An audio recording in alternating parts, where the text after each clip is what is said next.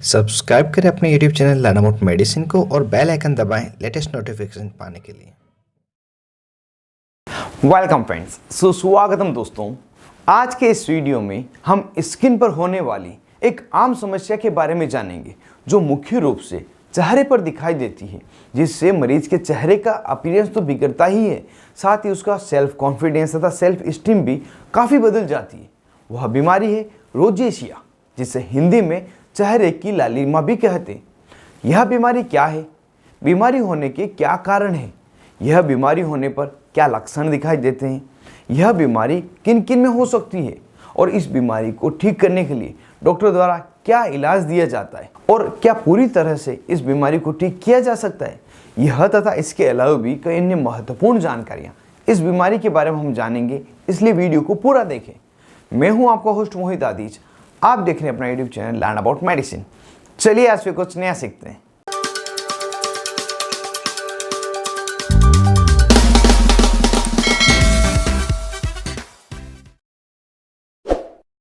Hello friends, नमस्ते दोस्तों।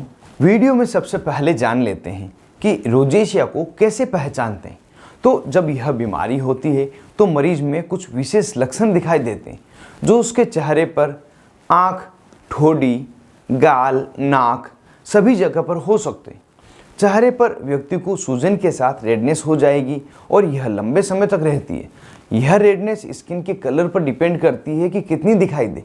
कई बार ये पिंक या पर्पल स्किन में भी दिखाई दे सकती है। चेहरे के स्किन के नीचे जो छोटी छोटी खून की नसें हैं वह भी फूल जाती है, जिस कारण से वह बाहर से दिखाई देने लग जाती है और इसे हम स्पाइडर वेन्स कहते हैं। चेहरे पर पस भरे हुए बम्प्स हो जाते हैं जो एक्ने से थोड़े से अलग होते हैं।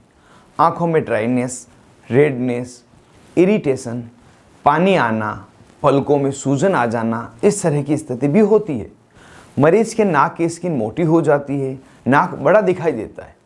इस तरह से लक्षणों को देखकर रोजेशिया बीमारी को पहचाना जाता है। इस बीमारी के होने के क्या कारण है, इसकी अगर बात करें तो वास्तव में तो इस बीमारी के होने के कारण को अभी तक नहीं खोज पाए हैं, लेकिन जो संभावित कारण हैं उनको हम यहाँ पे जान लेते हैं।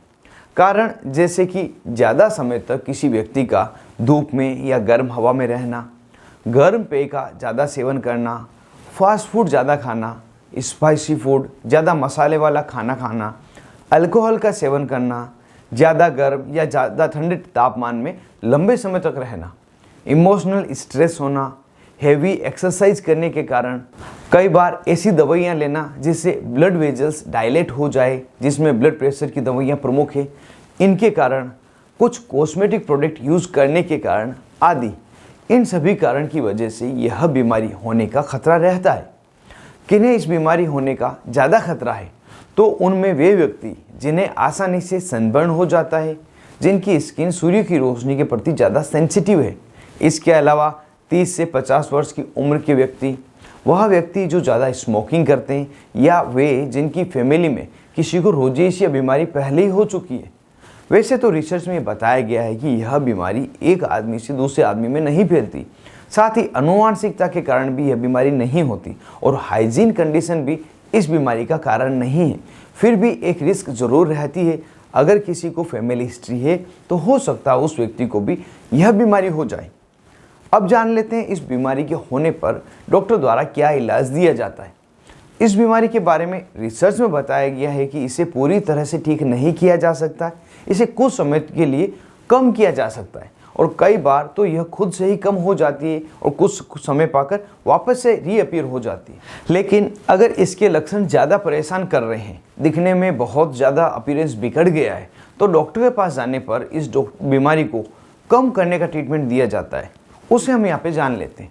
इस समय किसी भी प्रकार की एक ट्रीटमेंट को देकर सभी मरीजों को ठीक नहीं किया जा सकता। अलग अलग मरीजों में अलग अलग दवाइयाँ दी जाती हैं, जिसमें से कुछ है ब्रिमोनिडिन जेल, जिसे आप एराइथियोजेल के नाम से खरीद सकते हैं। इसके अलावा ऑक्सीमेटाजोलिन क्रीम, जिसे आप रोजानिल क्रीम के नाम से जानते हैं। दोनों में से कोई एक क्रीम दिन में एक बार लगाने की डॉक्टर द्वारा सलाह दी जाती है और जिसे लगाने पर मात्र 12 घंटे में अपना असर बताना शुरू कर देती है। और किसी व्यक्ति को इन क्रीम से ज़्यादा फ़ायदा नहीं हो रहा है तो कुछ एडिशनल क्रीम दी जाती है, जिसका कॉम्पोजिशन है एजेलिक एसिड, मेट्रोनिडाजोल तथा आइवरमेक्टिन। अगर यह कॉम्बिनेशन की क्रीम आपको नहीं मिले तो तीनों को अलग अलग लेके भी लगाया जा सकता है। यहाँ पर ध्यान रखें कि इस कॉम्बिनेशन की क्रीम का प्रयोग करते समय आपको रिजल्ट मिलने में बहुत ही समय लगेगा, जो कि 2 से 6 हफ्ते, क्योंकि आइवरमेक्टिन धीरे धीरे काम करती है। इस क्रीम को रात को सोते समय लगाने की सलाह दी जाती है। एंटीबायोटिक टेबलेट के रूप में एरिथ्रोमाइसिन 250 मिलीग्राम की टेबलेट, जिसे दिन में एक बार 14 दिन तक लेने के लिए दिया जाता है, या डॉक्सीसाइक्लिन 100 मिलीग्राम का कैप्सूल, जिसे सुबह तथा शाम दिन में 2 बार 14 दिन तक लेने के लिए दिया जाएगा। इन दोनों ही एंटीबायोटिक दवाओं में से किसी भी एक दवा को दिया जाएगा, और इससे भी अगर ज़्यादा अच्छा असर नहीं मिले तो आइसोट्रोटोनिन कैप्सूल 20 मिलीग्राम का प्रतिदिन 1 या 2 आवश्यकता के अनुसार मरीज को दिया जाएगा।